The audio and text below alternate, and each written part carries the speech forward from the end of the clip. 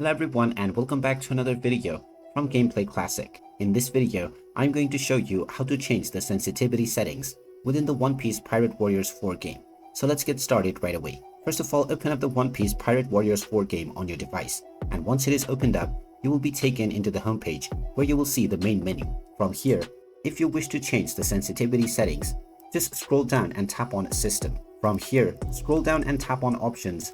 And now you can use the Q or E button within your keyboard or the shoulder buttons on your joystick to navigate through the different game menus. Now, if you check within the control settings, you will find various different options that you can redefine. However, there is no sensitivity options that you can control within your device. To get over this, if you have a mouse with variable DPI, then you can simply tap on the DPI button in order to increase the sensitivity of your mouse. Other than this method, you don't specifically have a sensitivity setting that you can modify within your settings. So make sure that you use a mouse which has a dedicated DPI feature so that you can simply click on this button and then increase your sensitivity. And there you have it. That is how you can change your sensitivity settings within the One Piece Pirate Warriors 4 game.